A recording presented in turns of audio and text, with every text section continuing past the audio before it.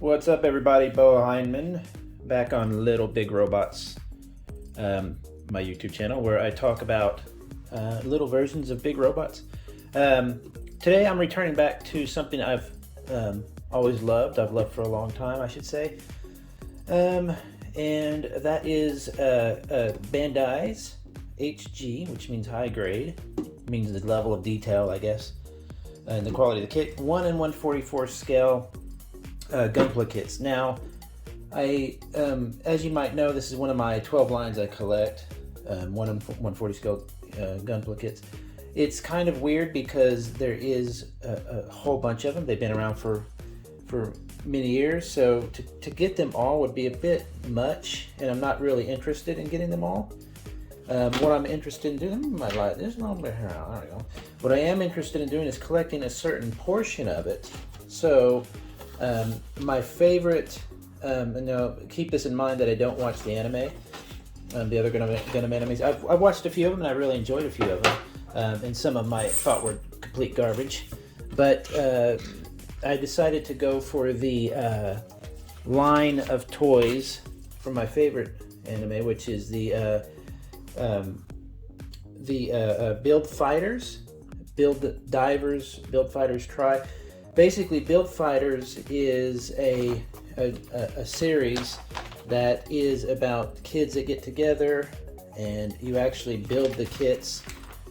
In some of the series, in the earlier series, they're actually coating the kits with a bit of plastic. I mean, a bit of a certain particle, I should say. They're coating the plastic in like a certain particle. They call it plasky particle, and that particle activates, and they're allowed to actually control. So in the first series, you actually control your little Gundam.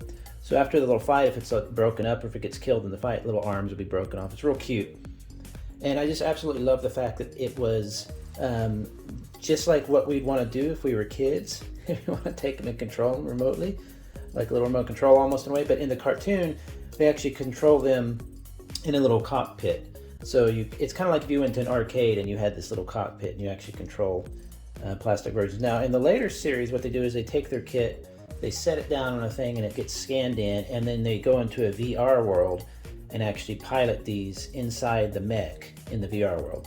Of course, it's a little bit convoluted, you know, how that would work, exactly how they're moving around and stuff when they're just sitting in a chair in the VR store. But it's fun. It's so much fun. It's my favorite series. So it goes Build Fighters Try, Island Wars, Battlelog, blah, blah, blah. Then it goes to Divers, which is the VR version, etc., etc. I'll cover all that someday in my lineup stuff. And I actually won a contest a few years ago, about 5 years ago, where I won all of the first Build Fighters kits, or most of them. So I've always really enjoyed the series. This is the new version. This is basically what they call, I guess you'd call it like a mini-series. There's 6 episodes of this coming out. So far they've shown 2, and they're only like 8-9 minutes a piece. They're not really long, but basically it's set in a kind of a similar thing. You've got the different characters in the show who are controlling these virtually. Actually, I think they might be controlling, I can't remember now if they're actually, I think it's a virtual thing, a VR thing, but they might be controlling the actual mechs. But it's kind of a new mini-series, and with each one of the 6 episodes, there's 6 kits. There's actually technically more than 6 kits. There's some ones that'll go on sale later. I don't know if they're going to be Bandai or not, but this is the first one I grabbed. I found all of them at my local Target. This series is also attempting to go after more of a, I guess you could say, an international market, specifically the US of A. So much so they have a USA kit. I'll show you in a minute.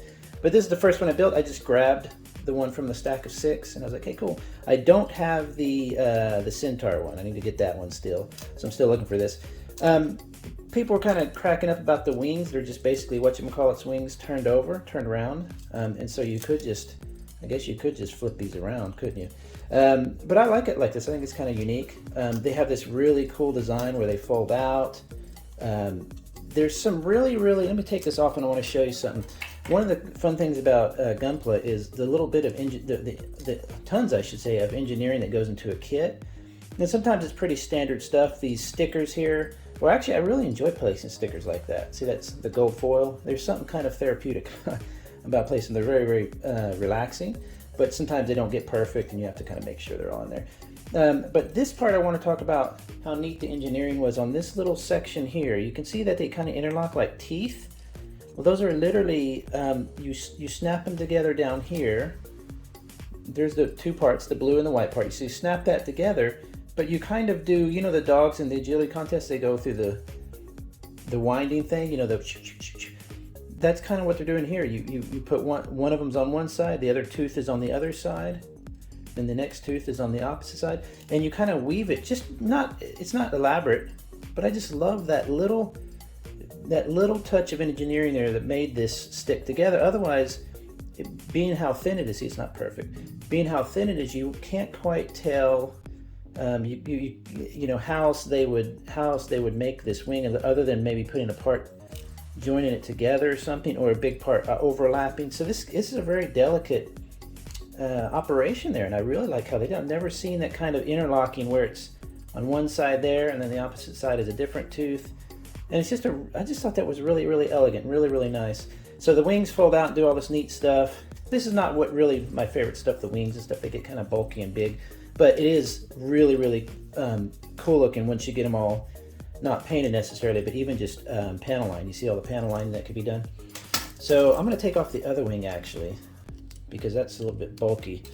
And without the wing, see, I think he looks a little bit cooler. These are meant to kind of fold up, I guess. Let's see if I can get them to fold up. So these fold up like this. Sorry, mister. Let's see here again. Oops, sorry again, mister. His head's a little bit in the way. Sorry, I'm trying to keep it in focus too. So those can kind of fold up and be like big shoulder guns. Again, I'm not a big gun guy, never been a big gun guy, but what's cool about this is you can actually take it off. Just gonna take these off here. And then then it's a weapon. See, it's an actual, this thing does like a shotgun cocking mechanism or something. Where is it at? There you go. I'm not quite sure. Am I missing something there, or did I forget to add something? Oh, I'm not staying in focus, am I? So there's some little weird parts like that. I'll have to read the instructions more. I just kind of snapped them together just to kind of get them done. But if you notice there, you've also got a handle, so you could actually use that as a sword. So minus the backpack and all. Oh, geez, that's something I got to talk about real quick. That. Let me get it. Pick this up. His legs. There's a couple issues I had with his legs, which I thought is kind of it's been unusual to be like this kind of a quality. So first on the feet, this part here just barely snaps in there. It doesn't hold in there tight at all. I don't know. I was like, am I missing something? But you see the foot, the heel, how easily that comes off. Unlike other parts that really kind of snap in there. I was really disappointed in how kind of, I mean, I just dropped that on the ground and it popped right off. Kind of disappointed in that. Granted, once you paint it and everything, snap it back together or glue it, it'll be fine. It's got all these neat little gimmicks with the little foils folding out. You can do all this neat stuff. It was kind of I liked how some of these, you know, clear parts kind of matched up. It's kind of hard to describe without building it, but it's really a basic bottom, you know, legs portion. But this is the problem I found. You can't, so you push that in there, right? I think I've got it in there all the way. I was like, pushed really hard, try to get in, and it comes off so easily that sometimes if you just mess with it a little bit, like you're just touching it and it just comes, it doesn't look like it's really, it's like the thing is almost, you know, just setting in there. It's fine once you get in place and stuff, but I'm afraid if you're going to start posing it and stuff, you're going to get, you're just going to come right off. You've got the foil things or whatever you call them here on the sides, the side arms.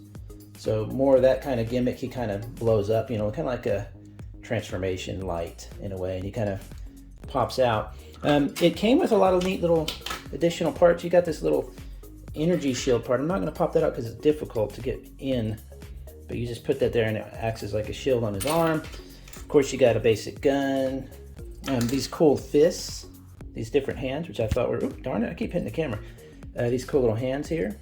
They're going to be basically, you know, you can, I want to say something goes in there, but let's look at all the extra parts real quick, because the model's not really super surprising. You got a ton of these extra parts. And one of the things they're doing with this line too is they're trying to encourage people to literally, it's not like they're as modular as, let's say, Lego or something like that, but they're trying to encourage people to, from this line, just mix and match as much as possible.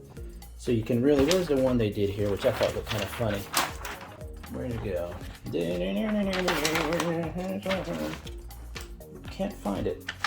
There's a picture of what they suggest, and I'm like, God, that's ugly.